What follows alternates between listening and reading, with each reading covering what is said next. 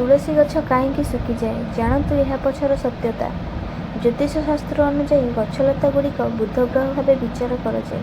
ଏହାର କାରଣ ଏହା ହୋଇଥାଏ କି ଯେବେ ବି ବୁଧଗ୍ରହ ସହ ଜଡ଼ିତ କିଛି ଉପାୟମାନ କୁହାଯାଇଥାଏ, ସେତେବେଳେ ଗଛର ଉପାୟ କୁହାଯାଇଥାଏ। ଯେବେ ବି ରାହୁ ଓ କେତୁ ଘରର ଉପରେ ବା ଘରର କୌଣସି ସଦସ୍ୟ ଉପରେ ଖରାପ ହେବାର ଥାଏ ବା ବିପଦ ଆସିବାର ଥାଏ, ତେବେ ଘରେ ଥିବା ଗଛଲତାଙ୍କୁ ସଂକେତ ଦେଇଥାନ୍ତି ଆଉ ଗଛଗୁଡ଼ିକ ନିଜର ପ୍ରତିକ୍ରିୟା ଦେଇଥାନ୍ତି। ଆଜି ଆମେ ଜାଣିବା ତୁଳସୀ ଗଛ ଶୁଖିଯିବାର ଅର୍ଥ କ'ଣ।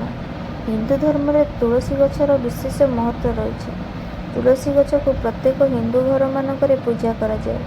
ତୁଳସୀ ଗଛର ବ୍ୟବହାର ଆୟୁର୍ବେଦିକରେ ମଧ୍ୟ ହୋଇଥାଏ। ତୁଳସୀର କିଛି ବିଷୟ ଗୁଣ ମଧ୍ୟ ରହିଛି। ତୁଳସୀର କିଛି ଔଷଧୀୟ ଗୁଣ ମଧ୍ୟ ରହିଛି। ତୁଳସୀ ପତ୍ରର ବ୍ୟବହାର କରିବା ଦ୍ୱାରା ଶରୀର ଅନେକ ରୋଗ ଠିକ୍ ହୋଇଥାଏ। ତୁଳସୀ ଗଛର କିଛି ଖାସ୍ ଗୁଣ ମଧ୍ୟ ରହିଛି। ତୁଳସୀ ଗଛ ଯେତେ ଯେତେ ବଢ଼ିଥାଏ, ସେତିକି ଘରର ଉନ୍ନତି ହୋଇଥାଏ।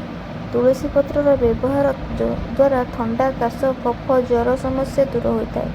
ତୁଳସୀ ପତ୍ରକୁ ପ୍ରତିଦିନ ଖାଇଲେ ଶରୀର ଅନେକ ରୋଗ ଦୂର ହୋଇଥାଏ।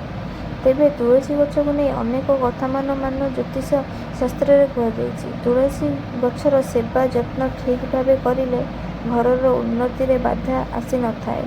କେବେ ବି ତୁଳସୀ ଗଛ ଶୁଖିବା ଉଚିତ ନୁହେଁ, ଏହା ଅଶୁଭ ହୋଇଥାଏ। ଅନେକ ଥର ଦେଖାଯାଏ କି ତୁଳସୀ ଗଛରେ ଭଲ ଭାବେ ପାଣି ଦେବା ପରେ ବି ଗଛ ଶୁଖିଯାଇଥାଏ। ଆଉ କେତେଥର ତ ତୁଳସୀ ଗଛ ଶୁଖିକି ମରିଯାଏ।